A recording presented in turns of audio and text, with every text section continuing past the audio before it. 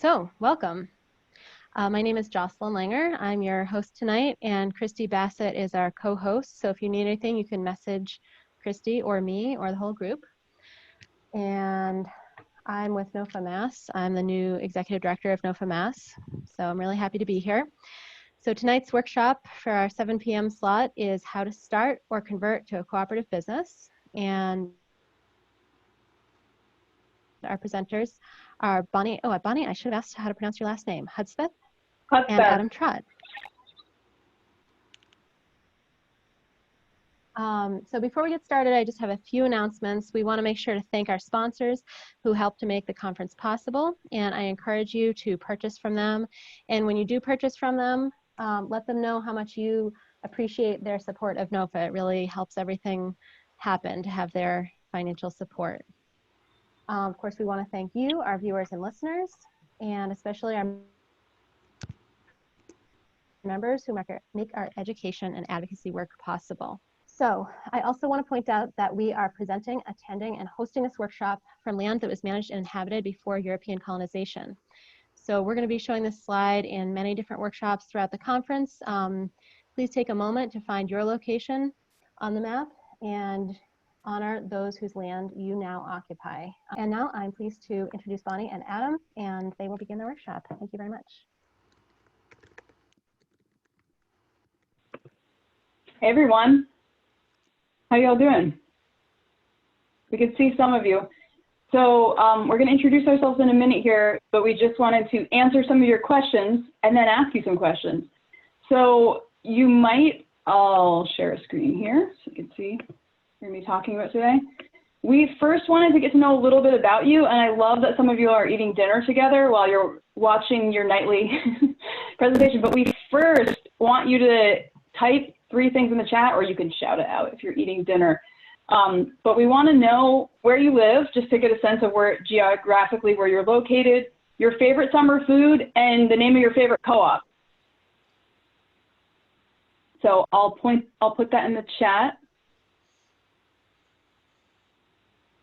and we can start getting to know each other a little bit before we dive in. Wait, so Bonnie, what's yours? Did you say what yours was? Oh, you know, I'm really torn about this. It has, you know, it's hard to top corn.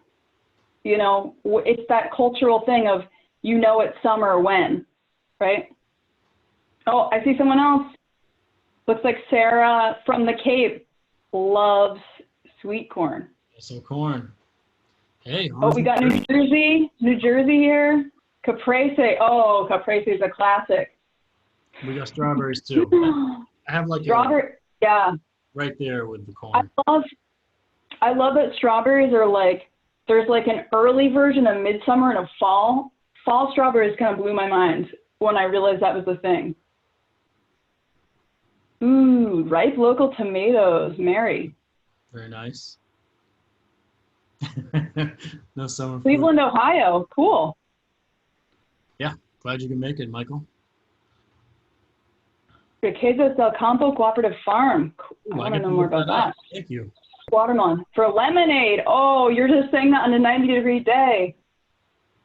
Now I'm going to be thinking about lemonade for the rest of the time. I also am going to say, I don't know, is this a myth or does it mess up internet speeds if everyone shows their video? Because we love seeing you so we can interact more. I'm not sure if it really is a thing. Yeah, I think sometimes we slow some people down, but Oh, okay. If you have internet capabilities, we invite you to share so we can see your beautiful faces. Oh, people are loving the Riquezas del Campo Co-op Farm. Yeah, great. And blueberries. Ooh, snap peas. That's a good spring one when we're all going a little bit stir crazy and the snow's melted. We start thinking about sugar snap peas. Well, thanks for everyone who shared. It's nice to get a sense of where you're coming from, and if you know a favorite co-op, we'll talk more about that.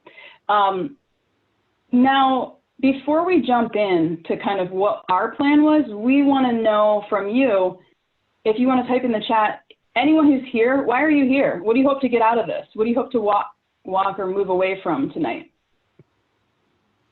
Knowing. If there's one thing, feel free to type it in the chat.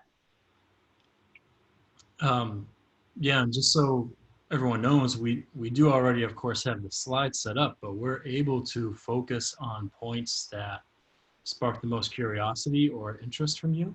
So yeah, if you're interested more in conversions and see if you can try to keep it short just so we can see them in time. Oh, I prefer conversion, Right. or hey, I don't even know what farming co-op would mean, or whatever it is, Right. just put it in there so we can focus on it. I have had a lot of people asking me about co-ops and regional food hubs. That's an excellent question. Okay. Can someone answer what is the Riquezas del Campo cooperative? Okay, starting a co-op farm. Okay, another startup, Mary and Shannon. Sorry if I mispronounced your name. All right.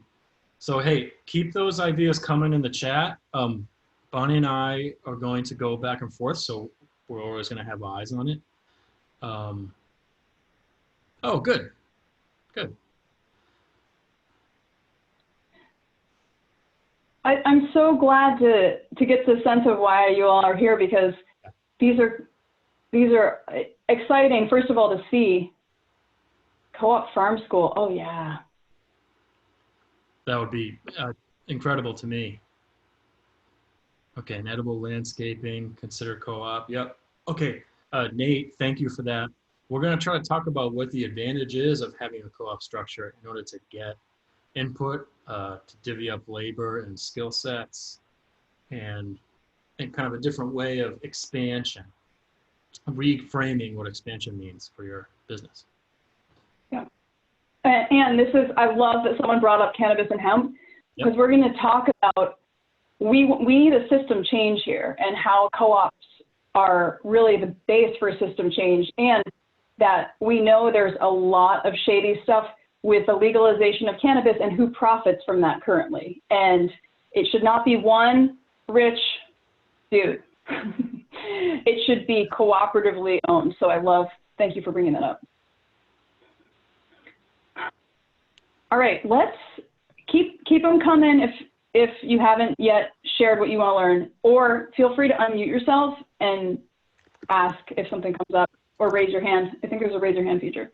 Let's get started, because Adam and I could talk a lot, so we want to make sure we get we get a sense of what you really want to learn. So our plan is to briefly go over what's a co-op, because every time we don't do that, we will regret it, just so we're all on the same page, right? And then to kind of explore how co-ops are powerful tools for rebuilding systems with resilience, agricultural systems, financial systems. So we're going to be exploring some examples of how food co-ops in our region are doing that. And then Adam's going to kind of preface about, if you want to start a co-op, these are the basic things that you should walk away with that you can dig into more. Or if you want to convert, I heard a number of examples of businesses that already exist, how can we convert? Then we're going to give you a couple quick case studies and discussion, but we expect discussion at the end to be pretty short, because we're hoping that it will be more interactive throughout. Does that sound good? Thumbs up? Okay. So, great. We just want, so Adam, introduce yourself. So, hey, thanks everyone for taking time tonight. I'm excited to be with you. I miss being in person. I love coming to NOFA. It's one of my highlights every year. So I'm really happy that we can make it work, and thanks to our organizers. I've lived in the Valley for about 15 years now, and I'm the executive director of the Valley Alliance of Worker Cooperatives, which is a co-op itself where worker co-ops own it. I've been working there for 10 years. I'm also the director of member relations for Shared Capital Co-op, and Shared Capital is a co-op lender, and their structure is a co-op, and they lend to just co-ops. I also get to work, I've done a lot of work with political organizing, union organizing in my past, educational organizing and policy in New York. So that's just a little snapshot. Oh, and I just got my master's in cooperative and credit union management at St. Mary's in Halifax, Nova Scotia. Thanks, Adam. I like that you slipped that in at the end after toiling for countless hours over the last couple of years. So, hey everyone, I'm Bonnie Hudspeth. I work with the Neighboring Food Co-op Association. I'll tell you a little bit more about what that is, but I came to the co-op movement through, I was living in Keene, New Hampshire, and was part of these vibrant community discussions around how do we support our farmers and the local food system. And the huge missing piece was a year-round stable market that was trusted and that would prioritize the needs of farmers. And so got involved with organizing a food co-op, Monadnock Food Co-op, which has been open for about 5 years. So that's how I got into the movement. I also serve on the board of the Cooperative Fund in New England that invests in cooperatives and kind of redistributes wealth, where cooperatives invest and then you can get loans if you're starting a cooperative, for example. And I also have worked on a number of farms and I love food. That's me in a nutshell. So I just wanted to we just wanted to give a little bit of background in the co-ops that we're working with. And the Valley Alliance, or VOC, have really started formalizing and getting going in 2010, but we've been around since 2005. And we have a number of member co-ops in Southern Vermont and Western Massachusetts. We've supported 7 conversions. We're working with a startup now. Education, inter-cooperation, and marketing are huge components of our work. We're also working with legislation, especially this year, because we find that to be one of the more important things we can do right now. And we're really happy to be co-founders, along with Neighboring Food Co-op Association, of another association, the Valley Co-op Business Association, which is all co-ops of all types. Also the Cooperative Enterprise Collaborative at the University of Massachusetts Amherst, where, hey, did you know that the campus center is named after a cooperator? And we have our own loan fund. Thanks. Adam, who's the cooperator it's named after? So there's like a founding member of what is now Nationwide Insurance, and was on the National Cooperative Business Association board, Murray Lincoln. Cool. So yeah, you know, building off what Adam was talking about with a focus on worker cooperatives, I work for an association or a network of food co-ops. So we're 40 food co-ops and about 1/3 of our members are startups. So people like maybe some of you on this who are interested in starting a food co-op in their community. And so we're collectively owned by over 150,000 members across the Northeast, and really have a significant impact in the jobs our food co-ops create, the revenue that we create that goes back into the communities, and also the amount of local food and products we purchase that goes back into our regional food system. And we bring together all of our food co-ops for shared learning and support, and growth and innovation, which there's a huge need for, as you can imagine, during this time. So we wanted to just situate our discussion. And, you know, Bonnie and I are talking about the co-ops we work at. Here's what we think. Here's where we're coming from. Here's the words we think of. Oh, what do the pins and milk bottles on the map stand for? I believe the pins are the food co-ops. Sorry, go ahead. Yeah, the pins are the communities that have placed a pin. They're going to organize a food co-op and hope to open it soon. And the milk bottles are co-ops that have their doors open and are serving up milk. Yeah, and also, just so you all know, we are going to we're going to have this slideshow up somewhere for you. Why co-op associations are so important is because co-ops can work together to address larger social issues. And where we're coming from, we want to just say, hey, what we think right now, the traditional economic system, it's not good. It's not working for us. It needs to be changed. And here's just words that we think is what's happening. And this has not gotten any better since we started doing this workshop a couple of years ago. You can go to the next one, Bonnie. So what we're trying to do is to present to you why having values, why democracy, why building community, why innovation and flexibility are all important. ultimately, what I want is a sustainable food system, a secure food system, with the voice of labor free, empowered, and at the table, as well as consumers, as well as producers. That's what I want. So I want to have a sustainable business model for a sustainable goal of a food system. That sounds peachy, Adam, but that's a great dream. That doesn't exist, though. I might not have played with the thread a little bit. So when we're talking about co-ops, that's where I feel like the democracy, involving your input, using your expertise that you already have, is where we can start to build the sustainability, where we get to have the values about the economy, about the environment, about the ecology, and a host of other things like education, media, legislation. So for us, cooperative economies are inclusive economies. For us to have an inclusive and cooperative economy, we want to talk about these main values with you, to have equity, participation, growth. And again, these are, these words are popular now. And I mean, you can go on Wall Street and people are having these words on their descriptions. Co-ops have had this for over 150 years, laid down and agreed upon. So these are the things we really want to kind of get across to you, as well as the specifics about what it means to be in a co-op or how they can work for you. So what are we really talking about?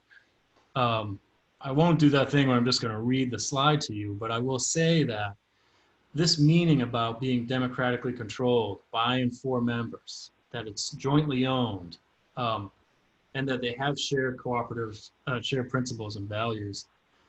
This is something that's been happening for 125 years. Co-ops from around the world get together, talk about what it means, update values and principles, tackle tough issues, hunger, poverty, institutional racism, global climate change, shifting wealth, all those things we listed before. So really, we want to break it down to what is a co-op. We can go through all those principles and values, but there's a lot of, basically one member, one vote. You're also going to have in worker co-ops a kind of different model, and we'll get into some of these specifics. But you've got these kind of, basically, to break co-ops down into different structures. So a worker co-op, like where I was at Collective Copies for almost 14 years, the people who were making the decisions about that business were the ones who worked there. You'd have a meeting every month, people get around. We didn't even have a table, sat in chairs, talked about what needed to be done. There wasn't a manager or a scheduler or a separate owner. And some will call that also a collective. So a lot of the co-ops that people know in the Northeast are consumer co-ops. You've got groceries like the food co-ops that were already in the chat. Credit unions are a wonderful form of consumer cooperation. And then producer co-ops. So we're going to talk about this a little bit, but that's where each individual producer works together with someone else to try to get their wares out there, try to have inputs and processes aligned. That might be Our Family Farms, Cabot, etc. And again, we'll have, we're going to talk about case studies later, but we just wanted to break that down. There's also community co-ops where you have shared membership and governance from members of the community. And that's just a part of the board. And then of course you can have multi-stakeholder co-ops of people who are working together across different classes. And let me just say quickly that people tell me all the time, you can never have producers and consumers at the same table. You can never have consumers and workers at the same table. All I want to say is, hey, well, I know it's possible because we've done this research, but also take a look at credit unions. On one side, you've got investors. On the other side, you've got borrowers, and they work it out. It's one of the strongest co-op models we have.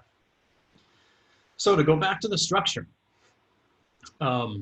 typically, you would just take that top, so the traditional format is you take that top box off, no members. You got the board of directors that hires management, that hire employees, and then they get in touch with consumers and producers. What co-ops do is put members on top of that structure. And on the right-hand side, you can see that arrow that goes right from consumers. So you're buying your groceries or you're doing your banking. and you are the members and you're part of governing that business. So a worker co-op, you are the person who's in the same moment, you're governing your business, you're also working there, you're also coming up with pricing, you're also trying to get your healthcare better. So it would basically be a flat, and a collective, you would flatten that whole list. And we will have time for questions. I know we're throwing a lot at you. So yeah, I think we can go to the next one, Bonnie. So yeah, here's where we start to have the similarities across all cooperatives. And again, these words are very popular now. I would say since the 90s, you see a lot of this. What you can't mimic from cooperative principles and values is that cooperatives serve members first.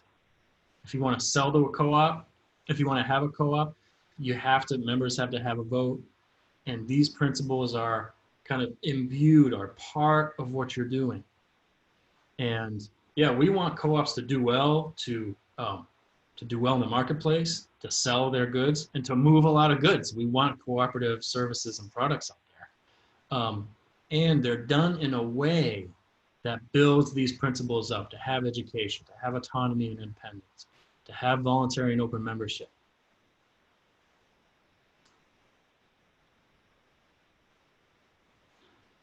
So just to cover this a little bit, Jessica Gordon-Emhart, who also went to UMass,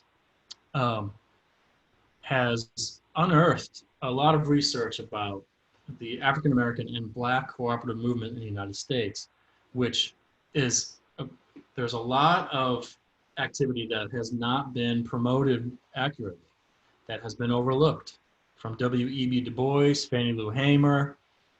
There's a lot of Black leaders before and during the Civil Rights Movement, where a lot of the people who organized the March on Washington lived in a housing co-op together in Harlem. These things are really interwoven. Anyway, who's read Collective Courage? It's a wonderful book, and it's really, for me, just the beginning.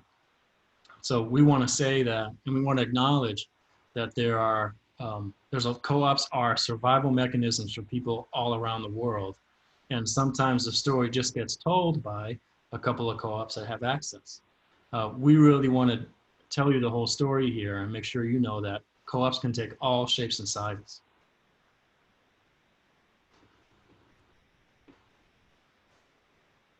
One of the examples of this that we really want to share, and that Bonnie and I both have worked with through our co-ops, is the Federation of Southern Cooperatives.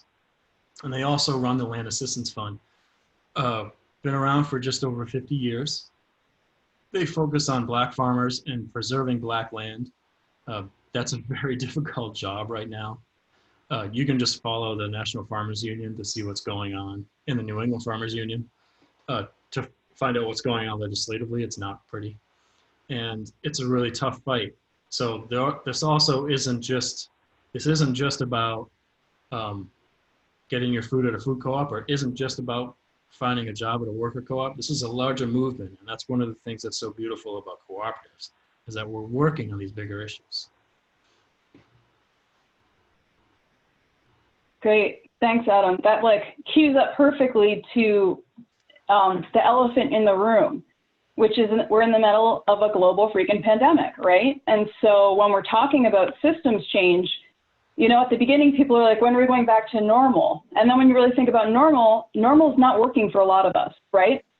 Some of the things that Adam laid out earlier. So as we think about how systems change, we've already have a consolidated food system, right? You all know this. Farmers and food workers are at risk, more at risk right now. And the pandemic has really amplified injustices on our system based on race, class, gender, sexual orientation, et cetera. And with hope, it's really amplified this resounding call from among us that we want change. People are trying to figure out what they can do and how they can have an influence to change a system that very few of us as individuals would choose, but we collectively created. How the crap did we do that? And how can we reclaim our power to change? And so that's why we want to weave in just to talk about this for a couple of minutes about, well, how do we, people talk about resilience, how do we be, you know, how do we help rebuild resiliently. And I think a number of you are probably here because you are curious and learning, and you have heard or you have experienced how co-ops are a really good tool for helping to build a better future. And they've, you know, in our region, they're already helping that. So they're structured and really well positioned to help us change broken systems, because some of the things Adam mentioned, right? They build on local skills and assets in our community. And so I want to give a couple of examples just for our food co-op sector of how these qualities of resilience are being brought to life through our food co-ops. So if you want to start any type of co-op, I don't care what type of co-op, you are ultimately community organizing. You're bringing together people in your community and saying, what do you bring to the table? What skills do you have? It's recognizing the humanity and the value in all of us, that we all bring something. And that's happening with mutual aid right now. Some of our food co-ops are organizing mutual aid efforts in their community. And mutual aid assumes that we all bring value. And so even if you have lost your job and you are in a very rough patch, you still have a lot to add. And so that's what food co-op organizing is. That's what mutual aid is. Just the idea of who do we trust more than ourselves? Do we trust people outside of our communities to come in and tell us what we need? No, we know what we need, right? And the co-op model allows us to organize together to meet those needs. And another thing that's pretty cool is they allow more people to participate, right? Because the average cost of a member share of our food co-op in this region is $150, and the average revenue is 12 million. So for $150, I can be part of a business. I can be a shared collective owner with my neighbors, with my community. That's $12 million of impact. And part of that impact is going to good jobs, right? And to pay farmers fairly. So that's really democratizing ownership through the co-op structure. And can you imagine what we could do if we could activate 150,000 people across the Northeast that are coming together around shared values? Like, we did that with GMO labeling. Our food co-op signed people up. We're talking about how to do voter turnout in the falls, making sure people are registered to vote. So, bringing together so that more people are participating in our economy. And I should have said it to begin with, this data is based, we poll our members every year to be like, what are you doing? What kind of impact are you having? So all of these numbers are a summary of that impact. So, thinking about the systems change, when our co-ops are prioritizing people over profit, that makes all the difference in times of crisis, right? Because they're focused on community need, whether that's safety, whether that's food, and then with different types of co-ops, that's going to vary, right? But versus lining one individual shareholder's pocket, that is huge. Like, we can be creative when profit is not the bottom line, right? So, and our food co-ops employ staff and pay higher than comparable food and beverage industries. They prioritize creating good jobs that stay in the community, right? This is NOFA Mass last year, or NOFA Summer Conference here, running down Face. This is one of our interns, Dunya, who was talking to maybe some of you last year about how co-ops help build a sustainable food system. And this, I think everyone knows this, or people are starting to know it now, but who controls the food system matters. And food co-ops create a way to support local farmers because they buy substantially more from local farmers and producers, and they are stable and they are trusted. And there's a story, one of our co-ops in the Lebanon, White River Junction, Hanover area, they had a supplier who was growing asparagus. He grew amazing asparagus, and it was like, there was a fight for it on the shelves and there was never enough. And so they asked him, can you double your production? And he was like, well, asparagus take, a couple years, 2 or 3 years before you can harvest them. That's a risk. What happens if they get ruined? So the co-op's like, well, what if we take half of the risk away? And now this dude is like supplying the Upper Valley with asparagus, right? So being able to just, when profit's not the bottom line, being like, hey, we can help support you. And just $93 million is a lot of money going to local farmers and producers in 1 year from our Association of Food Co-ops. That's substantial.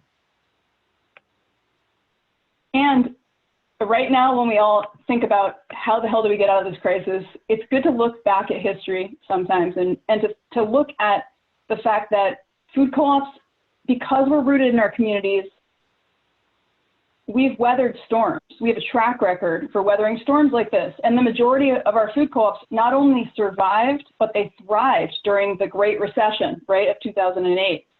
And not only that, 2 of our oldest members opened during the Great Depression, right? So Adam kind of mentioned this a little. Co-ops often come out of times of crisis or unmet need.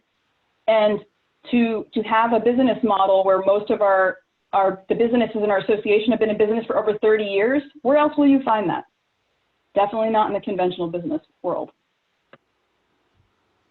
And this is really important. A lot of our startups who are organizing right now are organizing around this idea of they've been abandoned by profit-driven grocery stores who are like, hey, it's not profitable in this community. We're going to shut down overnight and leave the community and take away food security, right?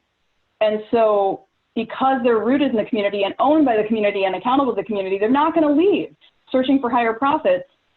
You'd have to convince a huge majority of the members who shop there and work there and give the produce on the shelves there. That's nearly impossible, right? So they anchor wealth in the community. That's important for when we think about what does resilience mean and what does building up power in our communities mean.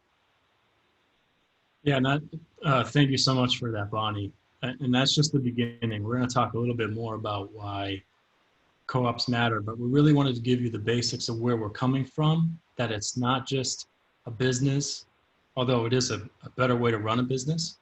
It's a whole movement that's addressing these larger issues and that have been addressing these larger issues since time immemorial, but officially in this really beautiful way for over 150 years. So we are going to get into a couple of more detailed discussions around converting. Right now we're on launching a new co-op. We're also going to do conversions.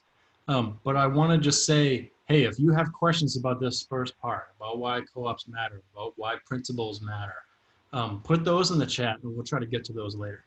We are going to leave time for Q&A, but I'm going to dive into this part about launching a co-op. So at VOC and NFCA, we've done this a number of times. And one of the things that is, a lot of these words are easier said than done. But this first one, about defining a purpose and goal, having a shared vision. Personally, I think the sky's the limit when people are united around a shared vision. Never underestimate a small group of dedicated people. And like Margaret Mead quotes are throughout this movement of people working together to meet need, not to take advantage of each other or to get profit off of someone, but to make sure that they have the things that's where they can live a dignified life. But yes, you are running a business. So at the same time, we have to be a little dedicated about what we're doing and how we're doing it. Yes, we should have a steering committee. Yes, it'd be great to have some pre-development funds. This is especially important in high competitive sectors like food cooperatives, as a coordinator is. You can do this in other sectors, like a worker co-op. You don't have to have all these steps, but in general, these are great check marks to go through. Having a feasibility study is something that a lot of startups and conversions don't do. And I can't stress this enough. Applying your mind to these difficulties of saying, okay, so what are we offering? Why? How is it different? At what price? To whom? Is an excellent beginning of the conversation of getting you, and you're probably an excellent, what usually happens in co-ops of this type is you are excellent at what you do, and very few people have the access to the education or experience to run a business. So here's how we want to kind of weave these discussions in. Lastly, yeah, incorporating as a co-op and having bylaws dedicated to a co-op from go is critical, not only to promote your own identity to people, but also to make sure that you're kind of gathering the information from the movement. That's the whole idea, right? Is that around us, we have the answers. Oh, we're not trying to privatize that. We're trying to socialize it. We're trying to share that together. So yes, those things build into this second slide on this. You get to develop a business plan. So where do you want to be in 5 years? How many people will be there? Who will your partners be? What are your goals for sales, for distribution, for your image, for your message, for your impact? These are really wonderful challenges to address. Yes, create your membership agreements. What does it mean to be a member? Who gets to be a member? How are they making decisions? And what decisions do they make as opposed to, say, a board? Yeah, then you're talking about recruiting, trying to go through financing, and making sure that your management is something that matches your values, and then you're going to open. Obviously, it takes more than just these 2 slides. We're gonna continue on, but we want to give you all the skeleton discussions of these. So, starting a co-op, like any business, can be a unique process. So, in other words, you're not wrong if 1 or 2 of these things are met.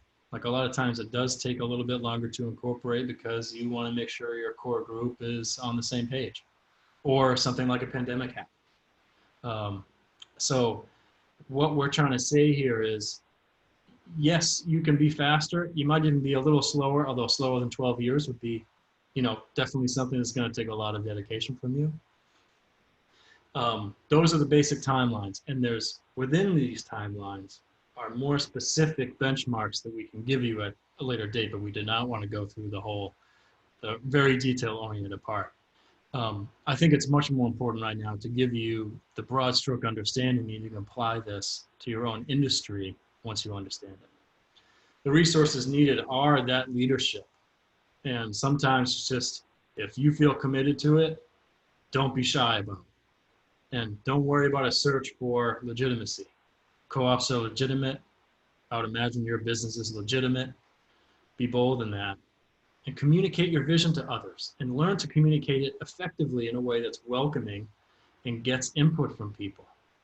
And then know your deal breakers, So again, just to close up these last 2 for financing and then peer support and guidance, having financing that supports your co-op mission can play a critical role, not only in getting the right money, but also in terms of your longevity, and making sure that when tough times or expansion or new opportunities occur, you've got the right people believing in you.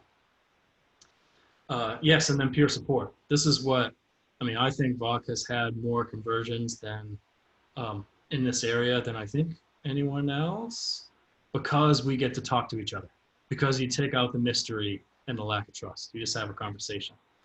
And NFCA is the same thing, just on a bigger scale. Once you get started, once you have a couple of people, there can be a lot of differences you didn't know before. And I encourage you all to see this as a benefit, to see this as diversity is what's actually going to have us be focused and strong in our vision and our mission. So understanding your group dynamics, making sure you have good, kind, but strong facilitation. Like starting meetings on time, trying to end on time, respecting agenda items, doing your homework before, making sure you're reading all the stuff that people send you. Also, it really helps to make sure you know what is expected of whom. In other words, what's possible from whom and what's needed. And if you can make sure that everything you need is being worked on, I know it sounds simple. it might just sound simple or redundant or elementary, but it's easy to lose sight of that. It's easy to say, well, we don't need, how to distribute our food until we open up. Well, it helps to get those things underway early. Other concerns are making sure you've got your professional standards, that as you build your business, you have a professionality and commitment to the experience of those involved in it. And make sure that it's a participatory but focused place. Yes, that's very important. So next slide, please, Bonnie. Just to wrap up this part, we want to make sure that in a co-op, your membership is your strength. Having input, even when it's disparate, even when it doesn't always make sense, even when it's something where you might not even be happy to hear it, it's important information to have as you continue to innovate, tinker, and adjust your business to meet new demands.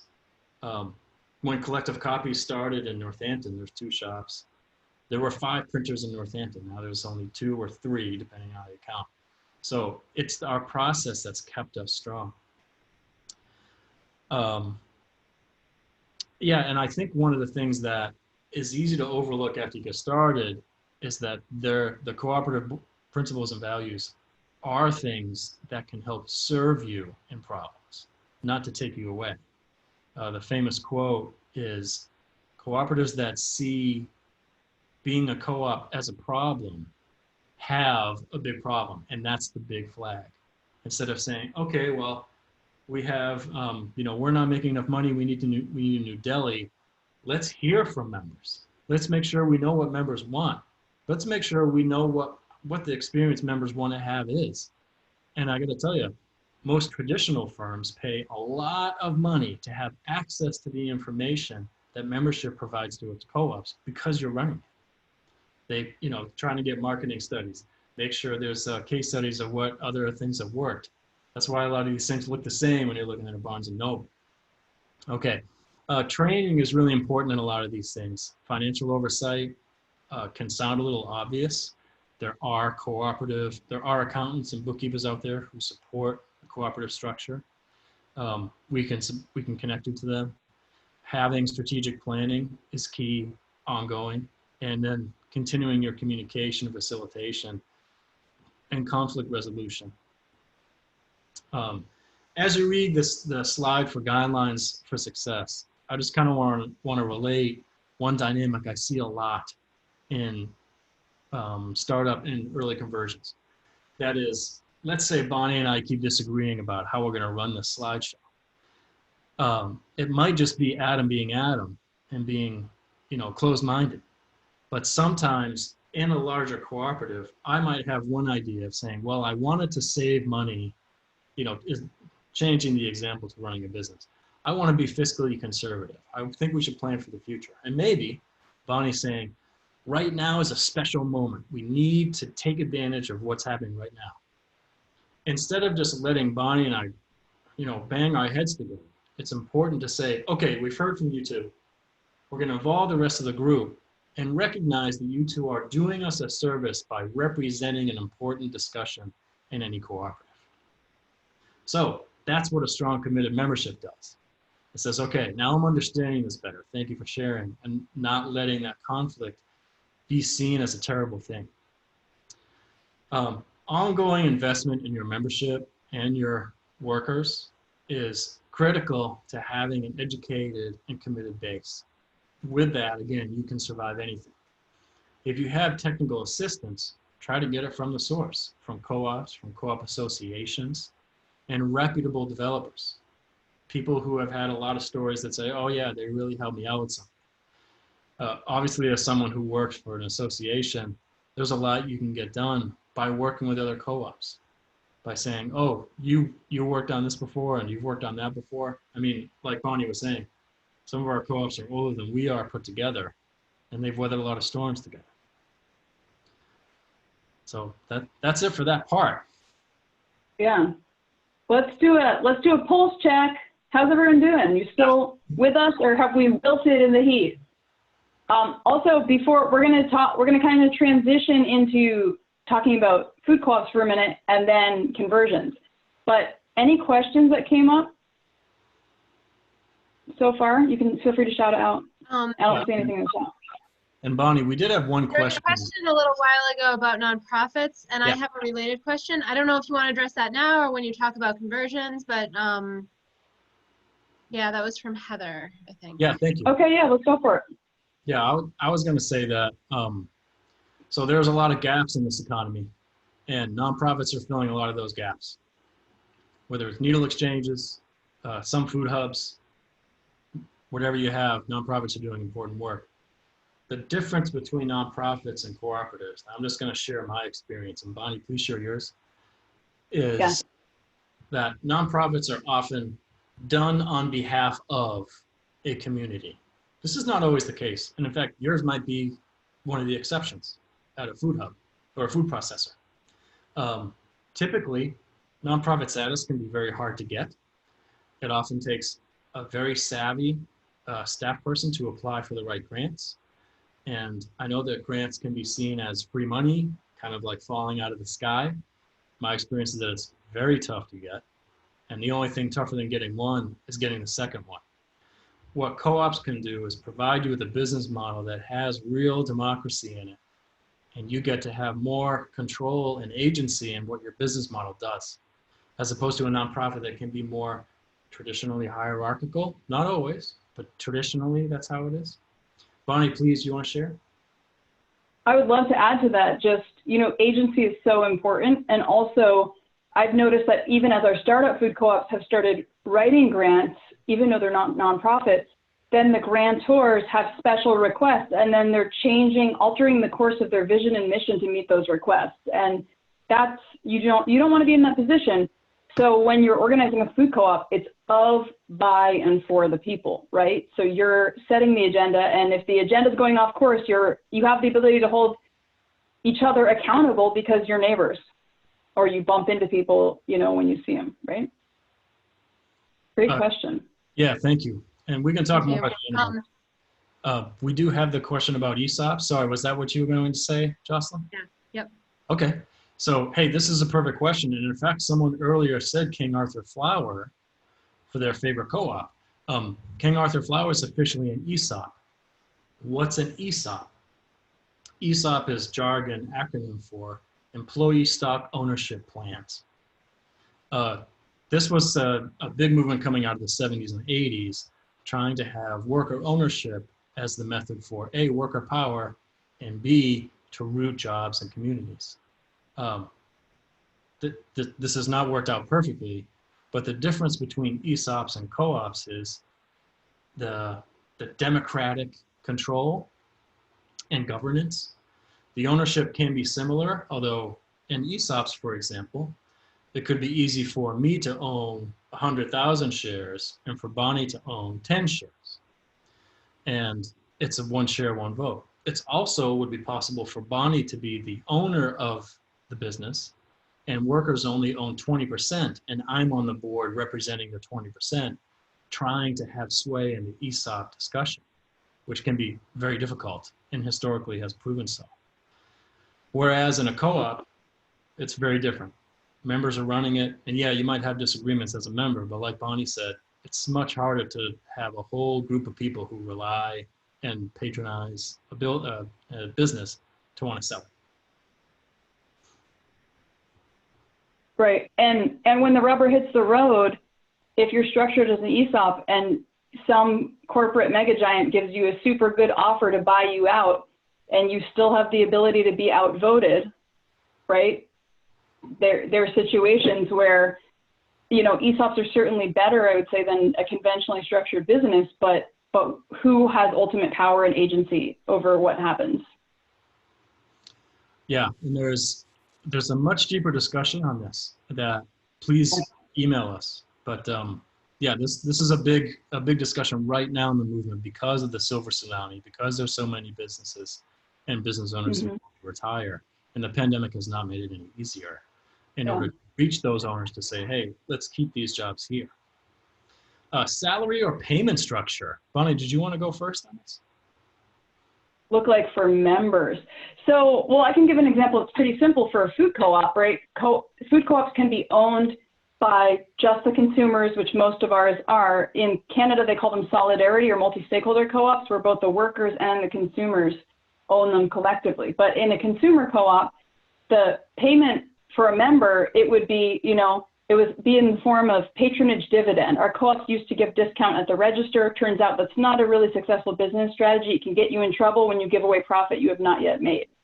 So, if I patronize my local food co-op, when the co-op has a financially successful year, which is not every year, or if they're expanding, right, they're reinvesting money back into the business, but they will give members, the board will vote on an amount that's appropriate without jeopardizing the financial health of the co-op on an amount, and that amount is distributed to the member owners based on how much they use the business. So the more you shop, the bigger your patronage dividend.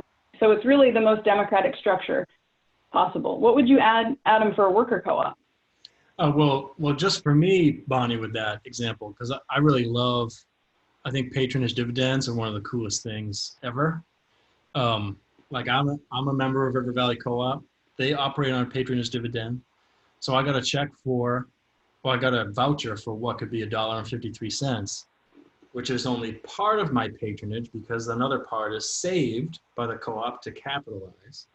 And I can use that to, buy my things or what have you. So if Bonnie shopped there, twice as much, she would have gotten a check for about twice as much. So that's how the patronage part works. Now, salary and payment structure for co-ops, you would get a million different answers for the million different co-ops that you might ask. But I will say that I would want to add to your question before trying to answer it and saying that benefits and intangible elements of being in a business are also important for compensating workers and members in your business. For example, at Collective Copies, we had a pretty decent say over our own schedules. We couldn't control everything and we couldn't change all the time. But there's a lot of intangible things that are important to people that is not financial compensation, but is value. And that's what co-ops really capitalize on, is value. So salary and payment structure, you can have people making different rates. There's no problem there. You can also have people making market rate for what they might be hired out on as in the labor market. But what's important is that there's a togetherness, essentially, that respects your particular skill sets, that's retaining you and hopefully offering you a package that makes you feel valued enough to stay. That isn't necessarily like, oh, well, I could be making $150,000 a year out there if I just, went on my own or something. So that one's a bigger discussion. I wonder if we can try to get to more details on that later. Yeah, that would be great. Maybe because we're almost at 8, we can transition to the next section and then get more of these juicy questions, which are fantastic, by the way. Really appreciate. Yeah. Because it's complicated, right? We're not taught about co-ops when we go to school, most of us. And co-ops outlive corporations. Co-ops are more successful. There's more members of co-ops internationally than there are private shareholders. So why isn't it ubiquitous and all known, right? We have a lot of answers about that, but we're not going to get into that. So I'm just, we could do a whole day-long workshop about how to start a co-op in your community, and that's what we do through Neighboring Food Co-op Association. But what I will say is, since I was community organizing to start a food co-op, a lot has changed. There are a ton of resources, and there is like a Bible, the guide to starting a food co-op that breaks down all the sections. And so if that is why you're here, you're interested in that, go find them on Food Co-op Initiative's website. I can make that a clickable link for you to follow up to afterwards. And also learn from your peers, I would just say. Follow every startup food co-op that you can. The same with whatever type of co-op you're interested in. If you're interested in a cannabis co-op, try to find one and follow them. Get on their newsletter, follow them on Facebook, right? That's really where we learn, because startups are innovators. Their budgets are cramped. They've got to be super flexible and innovative, and you're going to see constant innovation. And you got to get inspired because it's hard work. So follow those other startups in whatever type of co-op you're trying to start. So this is a basic overview of what organizing a food co-op looks like. And Adam mentioned some of these things for organizing co-ops in general, right? That you're checking with the community, assessing the interest, you're gathering information at the beginning. It's the same thing you're going to do for any type of co-op. Then you're going to structure it, and we're going to talk about how to do that in a minute here.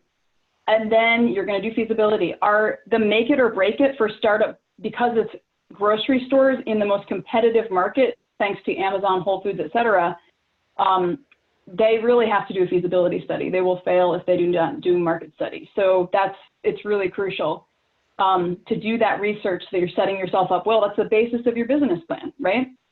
And then there's a whole piece about recruiting members and securing your financing, which is the cost of starting a food co-op has gone up a lot, but so has the creativity. And a startup food co-op just raised $2 million from their community in the start of a pandemic, because people were so hungry to invest in their community, to invest in new jobs, to invest in farmers.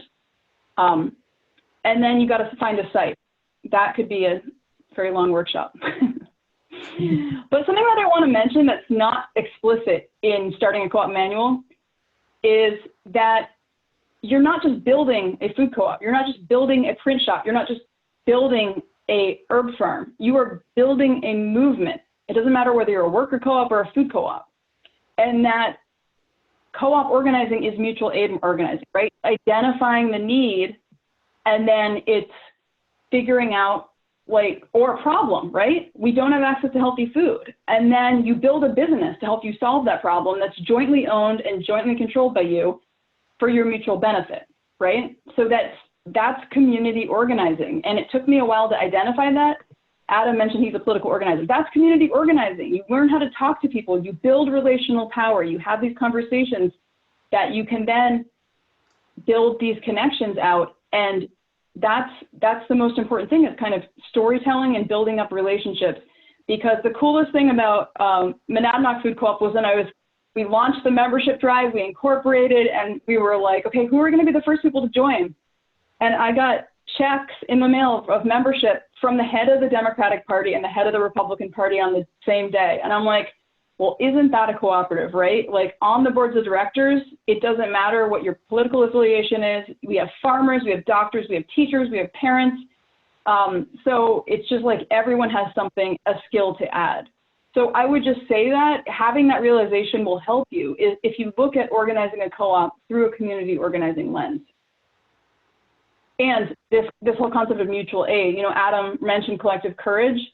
The first formal Black-owned cooperatives in the United States were called mutual aid societies, right? It's a different word, but it's referring to the same thing, bringing people together, solve a problem collectively that benefits you. Oh yeah, and you have to have fun. You have to be willing to dress up as a goofy vegetable. Oh yeah. Or find someone that will. We have a board president startup who is like, you are not making me dress as a vegetable. And I'm like, that's your choice, but you're going to have more fun, I guarantee, right? So I think for all of this, right now, it's really increasingly clear as we're more disconnected, is that we need to build structures and systems and fun. And we do these board retreats for startup organizers, and I've asked them, why are you here? What are you getting out of this? And they're like, it's the people, it's the connections that I've made, it's what I've learned. It's all that's been invested in our community to teaching me to be a leader, developing new leadership skills. So have fun while you're doing it. Because Adam said the average is 5 years is what it takes to open on average a food co-op. Thank you for that, Bonnie. And again, please give us more questions and thoughts in the chat. Yeah, so you can definitely dress up as a bee. I once dressed up as fruit, but Bonnie and many other people know some say that I do that every day. I didn't know that about you. Which part? That I dressed up once, or that I kind of dressed up as You dress up as fruit. I think you got to be more specific if you're sharing this. What type of fruit? Well, Collective Copy started selling Equal Exchange stuff when I worked there. And when we did a May Day rally, I got the Equal Exchange banana suit, and it was incredible. Might have been That's amazing. One of the best marches. I respect you more now that I know you were once a banana. Yeah. I should find a picture. Okay, so we're gonna try to get into. We have under 10 slides left. I want to spend about 10 minutes trying to get what this conversion would look like. So when you leave here, you're going to know what a conversion is. You're going to know the basics of what you need, and you're going to have some resources on, okay, what do I need to get there? What's the goal? And some of what the process is. Again, these things happen all the time. They're not rocket science, but the process can be a little strange and unique depending on the situation. So the first question, is there a willing seller? Yes, this is a critical question. And this comes back to Bonnie's point about community organizing or building relationships. You know, it's hard to just be honest and have fun out there. But if you can just be honest with people and understand, oh, you know what this business owner cares about? It's about making sure their legacy is in place, making sure that Adam's business is going to be around forever. And if you can understand that, you have more likely to get a willing seller. Okay, so who are the members? This comes back to when we showed you that slide about the different kinds of co-ops. A worker co-op, you're going to want to talk to people who want to work there. Thank you, Bonnie. To make sure, okay, we're going to have a staff, we're going to have members here who are going to say, great, I want to jump on here and hold on. And you can keep the slide on because I have the other one. If you're forming a consumer co-op, like a lot of what Bonnie has mentioned, yeah, then you're organizing in a different way because you're saying, hey, don't you want access to healthy, safe, natural, organic, local foods, whatever it is. And that's a different kind of organizing. Producer co-ops is a whole other, well, you know, like this is just a different way of talking with people and saying, hey, don't, just like the asparagus farmer, what I want for you, producer, is to have a consistent, sustainable place to sell your produce at a good rate that's going to get us both in business. No one's going to make millions of dollars, but we're going to be here for each other. And Bonnie is actually part of this wonderful video series that we can't get into too much that talks about a lot of these intercooperative moments. So, okay, will the current owner or owners stay on in the business? And that's a really good question. Both can happen. That could be me saying, yes, I want to sell, you know, Adam's Trucking and I want to stay on. Maybe it's like a sundowning career for me, or just I want to make sure things work out okay. Both are good. What's important there is the clarity that you are moving to a member organization. I'm not going to go through all of these questions, but one of the things that ESOPs have had to deal with is, hey, sometimes when an owner is selling their business, it's because it isn't valuable. That's not always the case. And you always try to research just to make sure that that's the last resort. It's closing a business and losing jobs and services in a community. But you have to be really careful. Okay, next slide, please, Bonnie. So here's a couple of challenges. Again, we already touched on a couple of these things. Over the past generation or two, a lot of times the next generation of people do not want to take over a farming business, do not want to take over the trucking business example. You want to try to do something else, break out, try something on your own. And that is something where you want to make sure that you're having the right discussion about saying, hey, your business can be intergenerational. It can perform an asset role to your community for generations to come, for decades to come. You have to use a different model that's not just based on one person at the top or a small group at the top. Something else, when you are preparing for a conversion and a succession plan, you want to make sure that your path is really prepared to deal with other buyout options and not just going to the best offer, not just going to the highest bidder, but going to the best offer. And then making sure that your community is involved in this discussion. Next slide, please, Bonnie. And Adam, we've got a question about, is there startup guides or resources for education or ag tech cooperative models or small business cooperative growth? Yeah, let me come back to that one. That's a good question. Nina, thank you for that. So let me come back to that and we'll talk about it. Okay, here's some other challenges. Capital, again, we already talked about how important it is to try to go to co-op funds for this. I happen to work for one of them. We're not the only one. It's really important because you want the right kind of capital and you want it facing the same direction. Then how is your current owner supportive? And why this is important is because when you're shifting to a co-op, it would be very easy to use the example if I have some kind of trucking company and I stay in the office. Well, hey, this is how we've done it for 20 years, so we're not going to change that. You have to be able to say, yeah, we are. We all want to change that. That's important. And that can be a lot of culture shift, a lot of education, a lot of training up to address that conversation to someone who used to be the only person signing your checks. So that's an important factor you really have to work in. Again, it's kind of intangible. Once you're there, you know you're there, but it can be hard to get there. Other things, like we've said, ongoing education about financial literacy, about experience in governing a business, and having, making sure you're getting the right advice from people who are familiar with not just your industry, but your model. So the next one, please, Bonnie. Okay, and yes, we couldn't say this enough, and thank you to the New England Farmers Union for doing this great manual. Co-op statutes, and I think it's this in the next slide, is that right? They're in every New England state, and they're in most states in the country, but especially the Northeast, and they're good. They protect your member rights, they protect some of your financial engagements, when meetings happen, how they happen. They're really great. They were fought for by people forming these things. So, and again, we'll put this stuff up so you can get to it. Or if you just have one short question in the chat, go for it. So we wanted to give you a couple of case studies.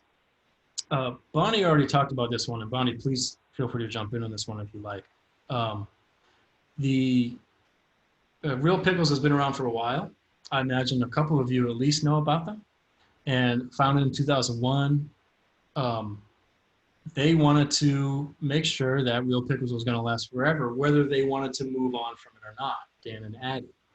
Now, they had, I think it was another legacy example, where it's like, yes, we just want, this is a beautiful thing, we want it to last forever. What's the best way to do that? And they stayed on. Dan, they're still working there. And there's this big discussion of, well, there's no money. Okay, now I want to say that right now in New England, especially Western Massachusetts, working in agriculture, let's say it's a little easier to get money than, say, being a mechanic in Pelham. But there is money out there. For example, they got $500,000 in outside investment through a direct public offering, which protected their structure and kept investors, but didn't give them decision-making power. And I didn't even have time to get my money in. I wanted to invest. And I just waited a couple of weeks and I said, wait, I want to, and it's like, I just wanted to give a little bit and try to help them along. They didn't need it. So these things led to them having some continued revenue, some growth years, and that's not been easy these past few years. And their core goals have stayed the same. And because they accessed their investments through a way that supports their co-op structure, they can keep their focus on those main missions. Another example, and I really like this one because a lot of times consumer co-ops are not the most likely to be the conversion model, because a lot of times it's the people who work at a business who are like, oh no, I can run this thing. We don't need a boss. Old Creamery Co-op was around for a long time. It's the out on Route 9 with a cow on top. What's important to me about the Old Creamery Co-op conversion is that, one, it's lasted so long and it provides critical services to that community that's pretty remote up there in the hill towns of Western Mass. Something else is that one of the things that they're doing is having good, solid jobs that fit in with people's lifestyle up there. I knew a lot of artists who were up there. I knew farmers who worked there. And that's an important weaving in of the community need to say, yes, this just augments the ability to people to remain resilient and to participate in what is that kind of microeconomy of the hill towns. And yes, what's also really important about this is that this is a small business.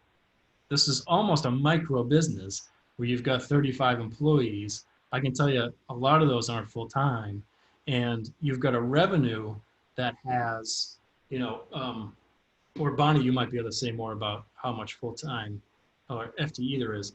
There's only 1.8 million, out of 1.8 million in revenue, 500,000 is local products. So this is really where we get to see vision and value shine. Did you want to add anything on that one? Just that it was so cool that, the original owners just had this vision that they wanted the ownership to stay in the community and they wanted to preserve the values. And since Old Creamery, we've had probably half a dozen general stores who are in failure of closing contact us about converting to a co-op. And we get back to those challenges. The main challenge was that the current owner was just like, didn't really think about it in advance, got into crisis mode and was like, oh, we're going to close, we have to close. So that's not really a good example, because organizing a co-op, even if it's already exists, it takes at least a couple of years, right? So, but there's increasing desire to preserve the ownership and structure and control of businesses, of grocery stores and small rural general stores through this model. So this is our last content slide. So we just wanted to review why we think co-ops are important. And again, I'll never forget the story of someone I know walking into their business and them having this great idea about how to run it. And the owner said, "You're supposed to leave your values at the door here. At a co-op, you get to wear them, you get to have them, and it's an important discussion." And what I think that does for agriculture and securing a food system is to keep things resilient and diverse, letting 100 flowers bloom, making sure we can connect on these things. I can go on about this part. I think you already get a sense of where I'm coming from. Bonnie, if you want to add anything, and then we can go to more Q&A, and we can start with that'd be great. A question.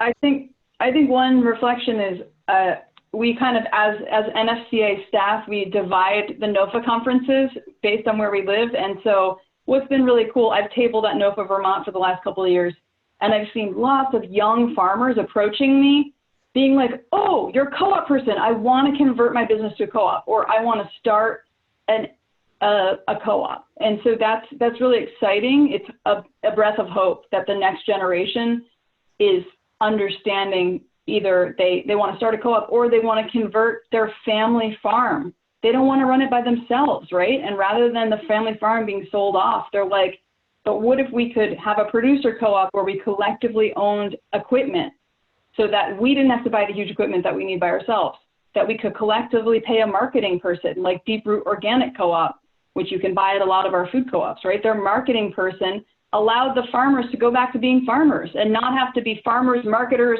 negotiators, all these things. They have one person that they pay that has all the business relationships and is like, okay, we got 25 pounds of turnips. This is where we're going to have an outlet for them, right? So it's just really exciting to think about in our food system, how can we use the cooperative business model to help meet our needs creatively now and way into the future? So let's start with that one question, Bonnie, if that's all right with you, and then please give us. Yeah, let's do it. And feel free to get, I see herb farmers on here talking about hemp and cannabis. Please give us your specific questions to see if we can get to them. Nina, on startup guides and resources for education and ag tech. Oh, great. Nina, can you tell me, is the education model different than the ag tech model? You're just putting those together because you're curious about both? Because an educational okay if I just like talk it out. Do cool. it. Thanks. Yeah, so I am coming from a small startup. So we're like maybe 6 employees full time. So we're still really on the small side. So I don't even know if this would be much of a conversion that we're going through. But I'm thinking about like we're trying to create a space essentially around educating how to grow cannabis and hemp.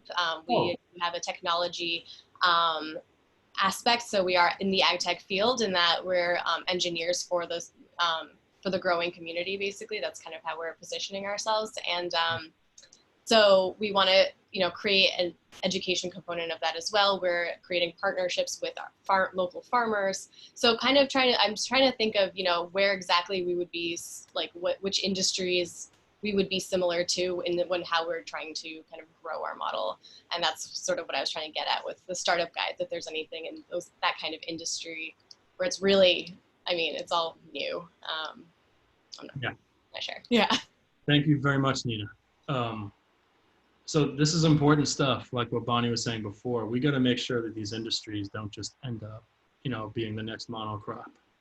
So I do not know specific resources or guides for this industry, but I do know a number of people who are trying to work with hemp and cannabis production. So please email me offline or use that Google Doc and we'll connect. The thing that's important there is that you've got adjacent or aligned business models that you can use, and agriculture is right there. You just add a layer of, you know, differences in state and federal legalities and a huge educational piece, which is why your idea is so important, is to say, hey, we're growing this, not this, or we are growing this and here's why. And that's going to be a really important thing for you to be able to get across, not only to your constituents, but to the people who want to use this business or the produce. But yeah, I'd like to talk more with you about the specific industry because there is stuff coming out. And I know a couple of people in the Southeast, I think, who are doing things. Okay, great. Okay, other questions? Or Bonnie, if you wanted to add to that. No, I was just saying, if you can't find the exact right guidebook, I think reading the New England Farmers Union Guide to Starting a Cooperative, which was in our slide deck, I'll embed the link. That's good. It includes the statutes. It's a good overall, mostly how to start a producer co-op, but it includes things that would apply to whatever structure you're using. More so than a food co-op. A food co-op would help you, if you read the community organizing sections of Starting a Food Co-op, assessing outreach, they have tons of samples and case studies. So they would have like sample questionnaire to ask if you want to do your first community survey, what are the 10 questions you want to ask? So you could alter that because you know what questions you want to ask, right? What else, y'all? Who's going to reveal themselves? That's off camera and ask us a good question. Or not, just speak from the mic. I want to thank you for pointing out the amount of time that it takes to get incorporated and then to sort of get things going in the business. I've been, as I mentioned earlier, I've been working with a co-op sort of for the past year and a little more actively for the past 3 or 4 months. And I keep thinking, this is taking forever. We're not even incorporated yet. And so this makes me feel better to be, you know, a little bit more realistic about the time frame. So thank you for that. Sure. Thank you, Jocelyn. Yeah, you know what's interesting? There's a lot. Jump in and say, no, go ahead. I was just going to say there's the difference in how long it takes to organize businesses is a transparency. I don't know if anyone here has started their own business, but it's years. It takes you years to start your own business, even if it involves less people. And so for the grocery store industry, they've got like a mega giant grocery store, right? And they do a market study in your community. They assess all the same things that you would assess as a community-led project, but they're not transparent about it. And then you see a stake in the ground that's like, we're opening a grocery store in your community tomorrow. And so it makes it seem like they're super powerful, which they are, but like, oh, they just whipped this together. No, they were organizing for at least a couple years, doing a market analysis, coming in, doing community surveys, doing all the evil stuff that corporations do to tap data and figure out what color to make it so we'll all go in and buy stuff, right? So they do that stuff, they're just not transparent. It takes a lot more time when you're bringing the community in and building power to build the leadership if you don't have it yourself. Yeah. And sorry, what else were you going to say, Jocelyn? Yeah, that's a really good point. It looks like Suzette has a question. I'm just going to jump in and say that for people that didn't notice, I put a Google Doc in the chat. If you want to get slides or communicate any further, you can jump into that Google Doc and add your name and your email address. And at the end, we're also going to share a link to our vendor marketplace. So instead of walking out of this workshop and walking by our vendors, we encourage you to go visit our vendors online. So I'm going to get out of the way here and turn things over to Suzette, who's asking, can you speak more to the Federation support, starting a co-op, become one of the co-op family? Yeah, I can speak to that because like the work that I do to support our startup food co-ops would not exist without the investment of the established co-ops that are making a larger income to help support a staff, right? And that's just one example of like, we had a startup food co-op, Urban Greens in Providence, Rhode Island, Woo, they're amazing. Go visit them. But they do incredible community grills, even during the pandemic. But they were a startup working with me for 7 years. And now they're open. And so they're going to be paying, they're going to be full members and investing dues back into our cooperative association to support the next round of startups. So that's one example. What do you got, Adam? Yeah, and for me, it goes beyond that too. When I got to research this in my grad school, which was a co-op, I went to a co-op program that studies co-ops. So that was one of the reasons why I asked you, Nina, what the specifics were. So there are resources on co-op education there. For me, one of the great things about a federation or a co-op association is that, so in a co-op, the premise is we can run our own business. Yes, we're going to hire people who have specific skills, say an accountant, or whether that's someone who's going to help us design our front end of a store or make sure we know how to plant the right seeds. Bonnie, it's nice you brought some help tonight. And for me, what we can also do is we can run our own cooperative economy. We can make sure we've got the heart, the connection, the relationships, the shared vision of rooting jobs, wealth, and civic capacities all in our community together, so we're all heard. Associations do this day in and day out. When you contact an association, so it's all about motivation, right? They're motivated to have your co-op succeed because they want a member that's going to last forever. And what associations want is a co-op is a business that has buy-in from as many members as it can so they can get their work done. So when I'm thinking about an herb farm or it might be a food hub or whatever else we have in the chat tonight, a great variation of different businesses, I want those businesses to have people who are bought in and who are invested, not just with a member share or helping some finances work, but say, we're going to make this work together because we believe in it. And that, again, really comes back to where the motivation is. And associations give you so much of the information you need. So you can make sure that you're not recreating the wheel and that you're making all those lists you need to make in order to satisfy legal and accounting and financing hurdles. Do you want to say more on that, Bonnie? No, I think that's a great example. And I just think too, thinking about what makes it hard to start your own business is feeling isolated. And one thing that's amazing about a federation and about cooperative model in general is that someone is going to find whatever type of co-op you're going to start online. You're going to reach out to them and you're going to ask them their deepest, darkest secrets in the business world, and they'll tell you, right? We cooperatives invest in each other, and that blew me away when I was starting a food co-op to have these general managers sitting down with me and being like, you want my financials? And at that time, opening a filing cabinet, right? Being like, oh, here, let me share with you. Not at all, even though we were organizing 30 minutes away and in their trade area, they were like another cooperative. Great, we're spreading the cooperative model. So that's pretty inspiring. And a fresh alternative to cutthroat dog eat dog, right? Which we need. Yeah, and we really need it.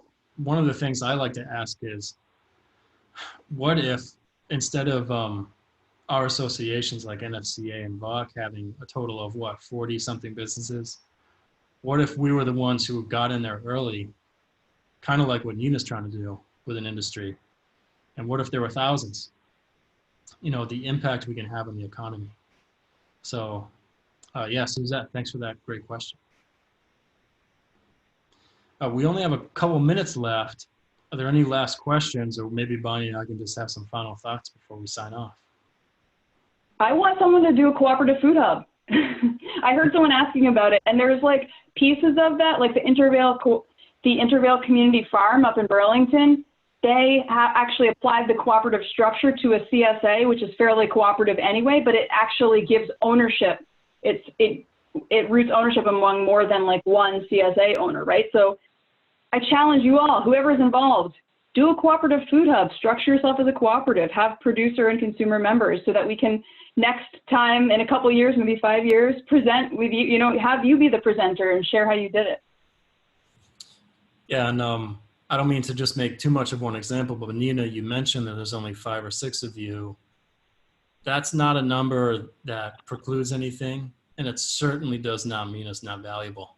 A number of the conversions that VOC has supported started with a small handful of dedicated people, and the power in that is tangible when you start to when you get in the same room together and you pick a goal. So there is, yes, you have challenges of scale or establishing something that will last a long time as a small group, but you've got a bunch of gifts that larger establishments would die for: being more nimble, flexible, being able to understand each other quickly, being able to make decisions quickly. So yeah, for me, co-ops is just another way of saying every business matters and every member matters. So I'm so glad that you all took a little time tonight to be with us. It's hard, even though it's a heat wave, to be inside. And yeah, I hope we all get to enjoy the last of the sunset. And please contact me if there's any other questions. Me too. We put our names and emails in the chat, but we can, anyone who signed up to receive the slides, we'll make sure to email to the whole group. We'll also be posting them on Neighboring Food Co-op Association's website, and then we'll post it on our social media page. So the best thing really to do would be to follow us. I think it's, what is it, at Neighbor Co-ops? Yeah, Neighboring Co-ops, I think. Yeah. Oh, and the vendor marketplace too. Yeah. Don't forget to support your NOFA vendors. Check out support our vendors. Make sure you kind of go over and just check out to see if they're doing anything you want. I know a couple of years ago, Urban bought like one of those garlic planters, the wheel that you kind of spread across the dirt and you just put the little clove in. Oh yeah. So I just want to give huge props to all of you for, as Adam said, sitting and listening and sharing your phenomenal questions. And it's really exciting to think about what conversations we could be having in a couple of years from now. And thank you to our hardworking NOFA folks for organizing this. We really appreciate the opportunity to lift up these stories and all the organizing work that you all put into it. So thank you. Yeah. Great. Thank you guys both so much for coming, and thank all of you for being here at this workshop. It's really great to see everybody. Yeah. Thanks, everybody. You made me want to eat all the favorite summer foods. We got to go get corn, watermelon, tomatoes, cherry tomato. I'm going to go eat some blueberries right now. Very nice. All right. Take care of you all. All right. I'll leave the meeting running for another couple minutes in case people need any links, and then I'll shut it down. Thank you, everybody. Yeah. Thank you. Bye.